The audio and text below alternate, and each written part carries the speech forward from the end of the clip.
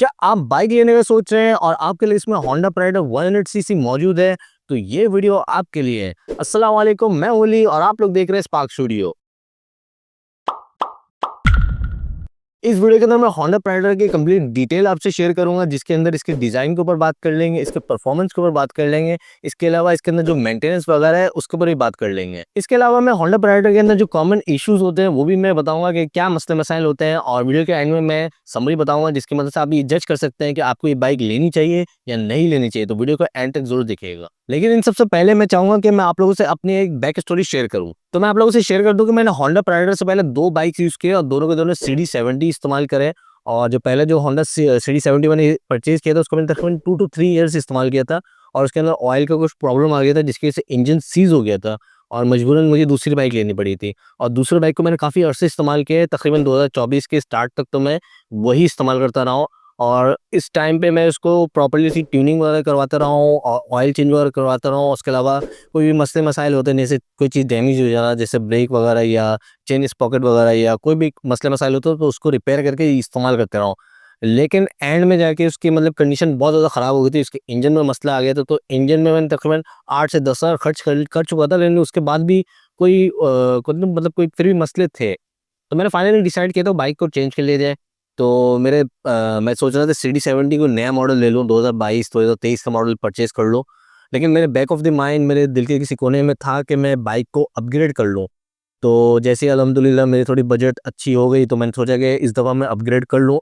तो जब मैं अपग्रेड के बारे में सोच रहा था, तो मेरे पास बेसिकली 3 ऑप्शन मौजूद थे। एक तो था कि मैं होंडा 125 ले लूँ, या दूसरा ऑप्शन था कि मैं सुज़ुकी GD 110 ले लूँ, या 150 ले लूँ, और इसके अलावा मेरे पास होंडा प्राइडर 100 सीसी का ऑप्शन मौजूद था। और मैं आप लोगों को बता दूँ कि मुझे होंडा 125 पर्सनली पसंद नहीं है, और प्लीज़ जज नहीं मत कीजिएगा क्योंकि मुझे खुद भी नहीं पता मुझे क्यों पसंद नहीं है। 125 मुझे पसंद नहीं आता। और दूसरी बात ये है कि जो सुज़ुकी की बात करें, तो सुज़ुकी की बाइक एक्चुअली में बहुत अच्छी होती है, लेकिन इसके बहुत सारे ड्रॉबैक्स होते हैं। पहली बात तो ये है कि वो बहुत ज़्यादा एक्सपेंसिव है, और दूसरी बात करें तो उसकी मेंटेनेंस कॉस्ट वगैरह भी आपको पता है ज़्यादा होती है, और उसकी जो फ्यूल की जो एवरेज है वो भी बनिस्बत 70 से काफ़ी पीछे होती है, कम होती है। और पाकिस्तान में आप लोगों को पता ही है, यहाँ पर घटिया तरीन फ्यूल होता है, तो उसको आप जब भी GD 110 या 150 में जब डाल रहे होते हो, तो उसके साथ साथ आपको ऑयल वगैरह भी डलवाना पड़ता है ताकि आपके इंजन ख़राब ना हो। तो ये मसले मसाइल की वजह से मैंने सुज़ुकी लेना अवॉइड करा। और टू बी ऑनेस्ट, जब तक मैंने होंडा प्राइडर नहीं ले लिया था, तब तक मैं बहुत ज़्यादा कन्फ्यूज़ था कि मुझे लेना चाहिए नहीं लेना चाहिए। यूट्यूब पे मैंने कुछ वीडियोज़ देखी थी, और यूट्यूब में मैं ब्लाइंडली फॉलो नहीं करता। तो फिर भी मैंने कि एट द एंड ऑफ मतलब लास्ट मोमेंट तक मैं कन्फ्यूज़ ही था कि लूँ नहीं लूँ। लेकिन फिर मेरे दिल में आया तो चलो होंडा प्राइडर ले लेते हैं, रिस्क ले लेते हैं। तो मैंने होंडा प्राइडर ले लिया है। तो मैं आप लोगों को जो अब मैं बताने जा रहा हूँ, जो मैं बताऊँगा वो मेरे पर्सनल एक्सपीरियंस है, और मैंने कुछ टाइम चला लिया है। तो मैं आप लोगों को एक बेहतर इन्फॉर्मेशन दे सकता हूँ, ताकि अगर आप होंडा प्राइडर लेना चाहते हैं तो ये आपके लिए काफ़ी हेल्पफुल होगा। और दूसरी बात, मैं होंडा प्राइडर मतलब होंडा कंपनी को भी मैं कुछ मुखातिबों के एंड में कुछ मैसेज देना चाहूँगा। तो मैं होंडा प्राइडर की जो डिटेल बताने वाला हूँ, तो आप लोग इस तरह समझ लें कि मेरे back of the mind CD70 है और होंडा 125 है, और मैंने कोई बाइक इस्तेमाल नहीं करी है, सुज़ुकी वगैरह मैंने नहीं करी है। तो मैंने जो डिटेल बताऊँगा तो उनसे अब वो CD70 से कंपैरिज़न कर रहूँगा। तो अगर बिल्ड क्वालिटी और इसकी जो डिज़ाइन की बात करें, तो मुझे पर्सनली बहुत अच्छा लगा। तो CD70 से तो बहुत बेहतर है, स्टाइलिश और मॉडर्न लुक है। साइड लुक आप देख सकते हैं, बेहतरीन लुक है।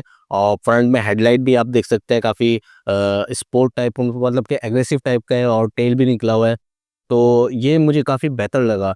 होंडा प्राइडर 3 कलर में अवेलेबल होते हैं, ब्लैक, रेड और ब्लू में। मैंने ब्लू में परचेज़ करी है क्योंकि मुझे ब्लू कलर पसंद है, और मुझे ब्लू कलर बेहतर नज़र आता है। और इसके अलावा मैं बता दूँ कि जो इसके अंदर जो हेडलाइट वाला पोर्शन है, इसी के अंदर ही साइड लॉक वगैरह मौजूद है, जिसके बारे में मैं बाद में बताऊँगा। यहाँ पर ये भी चीज़ जानने की ज़रूरत है कि जो इसके जो हेडलाइट वाला पार्ट है और टेल वाला पार्ट है, ये आपको प्रीमियम लुक तो देता ही है, लेकिन खुदा ना खास्ता अगर ये डैमेज हो जाए, जैसे हम कराची में रहते हैं, कोई भरोसा नहीं है, पार्किंग में या चलते-फिरते किसी ने टक्कर वक्कर मार दी, अगर डैमेज हो जाता है, तो इसका एक्सपेंस जो है वो काफ़ी हाई है। इसकी जो हाइट है वो CD70 से ज़्यादा है, और वेट भी ज़्यादा है ऑब्वियसली, क्योंकि इसका जो इंजन है वो बड़ा है, 100 सीसी है। और इसके अलावा बात करें, इसकी जो सीट है वो भी काफ़ी कंफर्टेबल है, और CD70 से काफ़ी बड़ी है। इंजन और परफॉर्मेंस की बात करें तो इसके अंदर 100 सीसी के इंजन लगा हुआ है, तो ऑब्वियसली CD70 से बेहतर चलता है पिकअप वगैरह भी, और कहते हैं कि इसकी जो स्पीड वगैरह है वो काफ़ी बेहतर है। और इसके अलावा मैं बता दूं, सरप्राइजिंग बात ये है कि इसके बावजूद इसकी जो मतलब माइलेज है या फ्यूल जो कंज्यूम करता है, वो CD70 के सिमिलर ही है, ऑलमोस्ट सेम ही कह सकते हैं आप। मतलब फ्यूल भी CD70 से जैसे लेता है और बेहतर चलता है। बाकी इस बाइक के अंदर सेल्फ स्टार्ट मौजूद नहीं है, इसके अंदर सिर्फ और सिर्फ किक स्टार्ट मौजूद है। इस बाइक के जो फ्रंट और बैक टायर है वो 2.75 और 18 वाली ही है। और इसके अलावा मैं बात करूँ, इसके अंदर जो फ्यूल टैंक है वो CD70 से काफ़ी बड़ी है। इसमें 9.7 लीटर की फ्यूल आ जाता है, जिसमें से 1.5 लीटर रिजर्व होता है। होंडा पैराडाइज के अंदर हर मंथ आप ऑयल जो डालते हैं वो 20W40 डलती है, स्क्रीन के अंदर भी देख सकते हैं आप। और इसके अंदर जो वॉल्यूम डलती है वो 0.75 लीटर डलती है। सस्पेंशन और राइड क्वालिटी की बात करें तो एज कम्पेयर टू 70 बहुत बेहतर है। उसकी वजह कुछ ऐसी है कि इसके अंदर जो शॉक एब्जॉर्बर है वो it's self elephant in the room है, वो बेहतरीन किस क्वालिटी की लगाई हुई है, जिसकी वजह से कराची में आप कह सकते हैं रोड तो होते नहीं, हमारे पास खड्डे होते हैं, तो उसके लिहाज से काफ़ी बेहतरीन है। होंडा पैराडाइज की प्रोस की बात करें तो इसकी जो राइड क्वालिटी है वो CD70 से काफ़ी बेहतरीन है, कंफर्टेबल है। इसकी वजह है कि इसकी सीट बेहतर है, इसकी शॉक एब्जॉर्बर बेहतर है और इसका जो इंजन है वो ज़्यादा पावरफुल है। इंजन पावरफुल होने के बावजूद इसकी जो फ्यूल एवरेज है वो CD70 की तरह ही है, कोई ज़्यादा आपको फ्यूल नहीं लेगा। और इसके अलावा इसका जो मेंटेनेंस कॉस्ट है वो बिल्कुल ज़्यादा नहीं है, सिर्फ आपको हर मंथ इसके अंदर ऑयल चेंज करना पड़ता है। और इसके अलावा इसके अंदर जो साइड लॉक है वो बेहतरीन लगा। इसके अंदर साइड में कोई लॉक नहीं है, इसका जो साइड लॉक है वो इंजन से ही, इंजन की जो की होल है उसी से हो जाता है। होंडा पैराडाइज की कॉन्स की बात करें तो इसके अंदर आप देख सकते हैं जो बॉडी पार्ट है वो काफ़ी एक्सपेंसिव है, अगर डैमेज हो जाए तो काफ़ी आपका बड़ा खर्चा हो जाता है, क्योंकि आम दुकानों में इसके पार्ट्स मिलते भी नहीं है। और दूसरा मसला इसके अंदर ये है कि इसके अंदर किक स्टार्ट है, सेल्फ स्टार्ट मौजूद नहीं है। और इसके अलावा इसके अंदर आप देख सकते हैं एलॉय रिम्स मौजूद नहीं है। और मैं कह सकता हूँ कि 2024 और 25 के मॉडल में कम से कम आपको डाल देना चाहिए, काफ़ी टाइम हो गया है। और इसके अलावा इसके अंदर जो हेडलाइट है वो वाहियात है, उसकी जो रोड में पता नहीं लाइट नहीं मारता, पता नहीं आसमान में कहीं मार रहा होता है। इसके अलावा ये है कि जो इसकी जो इंडिकेटर है उसके अंदर बीपिंग साउंड मौजूद नहीं है, जिसकी वजह से ये हो सकता है कि अगर आपसे गलती से ऑन रह गया तो आपको पता ही नहीं चलेगा और आप ऐसी बाइक चला रहे होंगे तो एक्सीडेंट वगैरह हो सकता है, कोई हादसा वगैरह हो सकता है। इसके अलावा मैं कह सकता हूँ इसके अंदर जो फ्यूल जो स्विच है उसके अंदर आपको लॉक नहीं लगा सकते। बाकी मैं आप लोगों को बता दूं, मैं कोई मतलब शपाटर नहीं हूँ, और लेकिन कुछ चीज़ें मैंने इस बाइक में अपग्रेड की है और मजबूरन तौर पे की है। मैंने इसके अंदर जो हेडलाइट है उसको मैंने अपग्रेड कर दिया है, क्योंकि इसके जो अपनी हेडलाइट है वो फजूल तरीन है। और इसके अलावा जो इंडिकेटर साउंड है वो मैंने इसके अंदर डाली है ताकि बीप साउंड आएगा जब भी मैं इंडिकेटर को ऑन कर दूँ। इसके अलावा मैंने इसके अंदर जो फुट रेस्ट है वो मैंने इंस्टॉल करवाया है, क्योंकि फीमेल्स के लिए काफ़ी कंफर्टेबल होता है अगर फुट रेस्ट एक्सटेंड वाला मौजूद हो। तो इसके अंदर जो अपना बिल्ट-इन है उसके अंदर कहते हैं ना मेल्स बैठ सकते हैं, फीमेल्स के लिए कंफर्टेबल बिल्कुल भी नहीं है। तो समरी से पहले मैं एक क्लिप्स आपसे शेयर करना चाहूँगा। इसके अंदर मेरे जो दोस्त है और जो हमेशा से CD70 चलाते आए हुए हैं, उनको मैंने ये राइड चलाई और उनसे मैंने उनके एक्सपीरियंस जाना है। तो ये क्लिप देख लेते हैं, फिर वीडियो के एंड में मैं आपको समरी बताता हूँ। तो फैज़ान में याद दिला दें और आप स्टार्ट कर रहे हैं, स्टार्ट करें।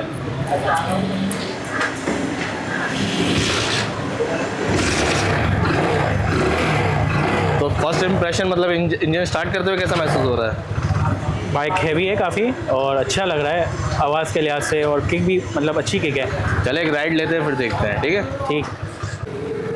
तो हम ये राइड ले रहे हैं और फैज़ान भाई से पूछेंगे। फैज़ान भाई ज़रा बताएं कि आपके क्या तासुरात हैं और कैसा एक्सपीरियंस आपका? ग्रिप बहुत अच्छी है। ग्रिप अच्छी है? ग्रिप बहुत अच्छी है। बैलेंस के लिहाज से इतनी जो मैं समझ रहा था कि भारी होगी उस हिसाब से भारी भी नहीं है। रोड ग्रिप बहुत अच्छी लगी मुझे, जैसे कि मैंने कहा। और पिकअप बहुत अच्छा है, मतलब जैसे आप 70 में बैठे हो और उसको खींचना पड़ता है बाइक को, इसमें ऐसा सीन नहीं है। अच्छा, अभी जैसे आपने फील किया होगा कि यहाँ पे जंप वगैरह भी थे, तो जंप के लिहाज से भी बहुत अच्छा इम्पैक्ट है कि बहुत आपको महसूस ही नहीं होता जंप है। तो खास करके आप कराची में चला रहे हैं बाइक, तो यहाँ पर रोड से ज़्यादा आपको खड्डों में जाना पड़ेगा। सही। तो उसके एस्पेक्ट से एक बहुत बड़ा प्लस पॉइंट है। अभी देखिए ऐसे इतना बड़ा जंप है, शार्प जंप है और देख सकते हैं, फील ही नहीं हुआ। वरना मेरी 70 तो एक ऐसा जंप या जर्क देती है जो आपकी बॉडी के लिए बड़ा अच्छा नहीं होता। आपको एक थोड़ा एक हार्ड डे के बाद आपको बॉडी पेन होना स्टार्ट हो जाता है लिटरली, अगर मैं कहूँ तो अगर मैं गलत ना हो तो ये मैं कह सकता हूँ कि आपके कमर के लिए बहुत अच्छी है। बिल्कुल बिल्कुल। इस तरीके का अगर कोई जंप होता है और गाड़ी के अंदर ग्रिप है जिस तरीके के हवाले से, ब्रेक्स बहुत अच्छे परफॉर्म कर रहे हैं। रिक्वेस्ट करूँगा यहाँ पर फुल स्पीड बढ़ाया ज़रा। वैसे तो मैं स्पीड को प्रेफर नहीं करता कभी भी। नहीं, वाइब्रेट तक देखे कैसा आपको लग रहा है कि जो 70 से कंपेयर करें तो फुल स्पीड में कैसा महसूस हो रहा है? आई थिंक हम ज़्यादा कंट्रोल में हैं जब इसको हम रेस देते हैं।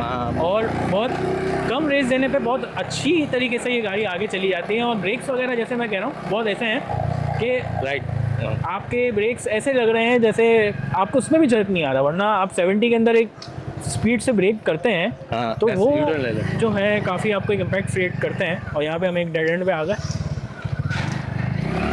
बस वापस चले।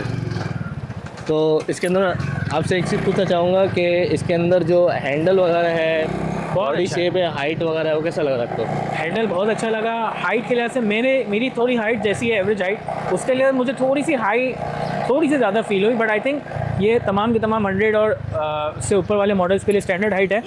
तो I think this is some sort of recommendation तो होगी उनकी तरफ से, कोई उसका मैं कमेंट नहीं कर सकता। बाकी ओवरऑल मुझे गाड़ी का जो लुक है बड़ा अच्छा लगा।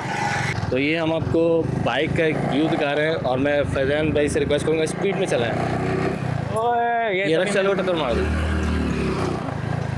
देखिए स्पीड्स में चलाने का यही मसला है, आपको कभी नहीं पता कि आगे से क्या कुछ आ जाए, और एक चीज़ है सामने और एक चीज़ है नीचे। कराची में दोनों का हमें ख्याल रखना पड़ता है, तो नेवर स्पीड। फैज़ान भाई स्पीड को प्रमोट नहीं करते हैं, लेकिन ये जो मैं आप लोगों को क्या बताऊँ, don't try this at home. मेरे अब्बू ने भी देख लिया ना तो मेरे को बड़ी डांट पिटनी है। कैसे स्पीड करें मुझे बताएं आप। देखें कराची की रोड देखें, इसमें क्या स्पीड करें बस। ये देखें। तो भाई जो चीज़ आपने बाइक चलाते चलाते बताई है वो ज़रा हमें बताएं कि आप इसको कंपेयर कर रहे हैं CD70 से। तो अगर मैं आपको बताऊं कि फ्यूल कंजम्पशन इसकी सेम हो और इसकी मेंटेनेंस भी सेम हो, तो क्या आप इसको लेना प्रेफर करेंगे इफ़ अफोर्डेबल टू यू? देखें अगर तो कोई ऑप्शन हमें ऐसा मिलता है कि यानी मेरे पास पैसे हैं या कैश है कि मैं 70 और इसके ऊपर वाले मॉडल पर जाऊंगा, तो अब इसको चलाने के बाद मैंने ये देखा है कि लग्जरी डू मैटर, चाहे हम बाइक की भी बात करें। और अच्छे जंप्स होना, अच्छी ग्रिप होना आपकी सेफ्टी के लिए अच्छी चीज़ है और आपकी हेल्थ के लिए भी एक अच्छी चीज़ है। तो आई वुड डेफिनेटली रिकमेंड कि इस टाइप के मॉडल को हम प्रेफर करें। हाँ कुछ इसके अंदर अभी भी सिनेरियो जैसे कि मुझे थोड़ी सी शटरिंग की आवाज़ शटर आवाज़ थोड़ी सी ज़्यादा आती है, तो मैं थोड़ी सी हाई पेस पे जाने की कोशिश करता हूँ। कुछ इस तरीके के मामलात हैं। इसके अलावा एक चीज़ थोड़ी सी मुझे और भी इसमें फ़ील होती है कि इसकी हेडलाइट उतनी पावरफुल नहीं नज़र आई, तो ये भी एक मेरा इसके हवाले से एक कमेंट हो सकता है। बाकी overall I am very much satisfied with this कि अगर 70 और 100 में ऑप्शन है और आप दोनों प्रेफर कर सकते हैं, तो आपको फिर ये 100 प्रेफर करनी चाहिए। अगर तो ये आपकी रेगुलर बाइक होती और गॉड फॉरवर्ड आप वो बाइक चेंज करनी पड़ रही होती, तो क्या आप 70 में जाना प्रेफर करेंगे या? देखें बहुत मुश्किल है। अगर आपने एक सारी ज़िंदगी 70 चलाई होगी तो आपके सारे के सारे मामला 70 के लिहाज से होंगे। लेकिन जब आप एक अच्छी गाड़ी जैसे मैंने भी इस्तेमाल करी, तो आपको पता चलेगा कि there is more to it than what meets the eye. यानी आपको जब तक आप चलाएंगे नहीं ना, शायद आपको तब तक इस बात का एहसास नहीं होगा कि एक एवरेज 70 और एक एवरेज 100 में कितना डिफरेंस है। तो अगर आपके पास ऐसा सिनेरियो बनता भी है कि आपने 100 चलाई है और आपको बेच के अपग्रेड भी करना है या आपको बेच के दूसरी बाइक भी लेनी है, जैसे कुछ लोग करते हैं 2-2 3-3 सालों के बाद, फिर आई डोंट थिंक कि आप 70 पे जा सकेंगे। कि इसके जो शॉक ऑब्जर्वर हैं और इस तरीके की चीज़ें हैं, वो 70 में आ ही नहीं सकते। वो जो इंजन की ताकत है वो आप 70 में कैसे लेके आएंगे? और एक दफ़ा आपकी इसकी आदत हो जाएगी, तो I don't think it is possible कि आप अपने दिमाग को ट्रेन कर पाएँ या दिमाग को इस बात के लिए सेटिस्फाई कर पाएंगे आप एक पुराने मॉडल की तरफ जा रहे हैं या लेस स्ट्रेंथ इंजन की तरफ जा रहे हैं।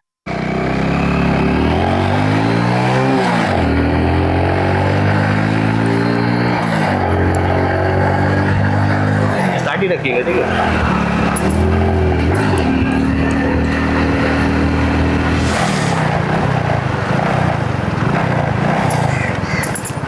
तो वीडियो को समराइज करते हुए मैं आप लोगों को यही कहूँगा कि अगर आप CD70 से अपग्रेड करना चाह रहे हैं, तो होंडा प्रेडेटर नो डाउट एक सॉलिड ऑप्शन है, क्योंकि इसकी जो मेंटेनेंस कॉस्ट है वो CD70 की तरह है और इसकी जो फ्यूल एवरेज है वो भी CD70 की तरह है। लेकिन ये काफ़ी कंफर्टेबल है, काफ़ी स्टाइलिश है। और अगर तो आप ये ले रहे हैं, होंडा प्रेडेटर ले रहे हैं, तो मैं आप लोगों को डेफिनेटली रिकमेंड करूँगा कि आप ये अपग्रेड्स लाजमी करें कि इसके अंदर हेडलाइट्स आप लगा लें, इसके अंदर आप इंडिकेटर की बीपिंग साउंड लगा लें और इसके अलावा इसके अंदर फुटरेस्ट लगा लें।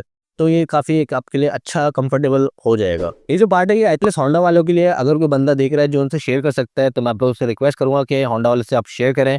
तो होंडा वालों से मैं ये कहूँगा कि सबसे पहले इसके अंदर आप इसके हेडलाइट सही करें, क्योंकि ये रोड की बजाय कहीं और ही लाइट मार रहे होते हैं और आपको पता ही है कि कराची में सड़कों के क्या हालात है, खड्डे वगैरह होते हैं, तो लाइट्स हेडलाइट बहुत इंपॉर्टेंट है, जिसकी वजह से एक्सीडेंट वगैरह हो सकता है। तो मैं आप लोग से रिक्वेस्ट करूँगा कि हेडलाइट को इम्प्रूव करें। और दूसरी इंपॉर्टेंट चीज़ है, इसके अंदर जो इंडिकेटर है उसकी साउंड आप दे दें, क्योंकि पाकिस्तान जैसे शहर में आप रिसेंटली आप देख सकते हैं रमज़ान में भी काफ़ी भयानक एक्सीडेंट हो चुके हैं और काफ़ी सारे ऐसे एक्सीडेंट होते हैं जो रिपोर्ट भी नहीं हो पाते हैं।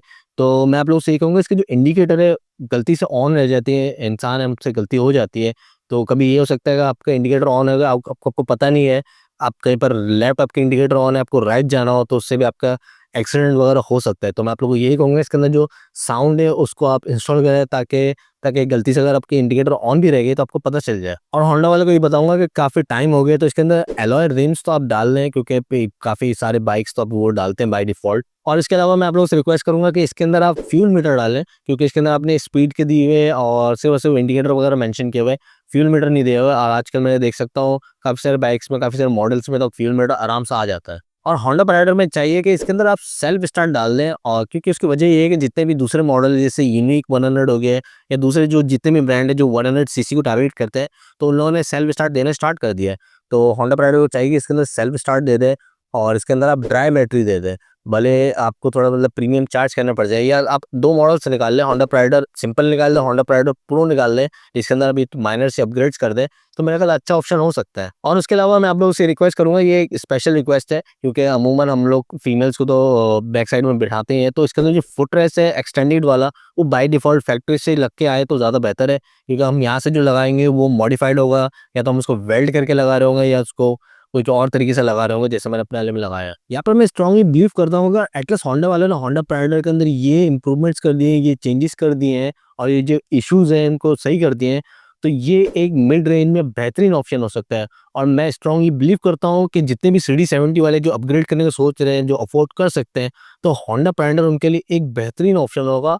और होंडा वाले मेरा ख्याल है आराम से बहुत बड़ी मार्केट कैप्चर कर सकते हैं। तो अगर तो ये वीडियो आपको पसंद आई तो लाइक ज़रूर कर दीजिएगा, और पसंद नहीं है तो आप डिसलाइक कर सकते हैं। चैनल पर नए हैं तो सब्सक्राइब कर दें, और कोई भी क्वेश्चन हो, कोई भी सजेशन हो, कमेंट सेक्शन में ज़रूर बताइएगा। दुआ में याद रखिएगा। अल्लाह हाफ़िज़।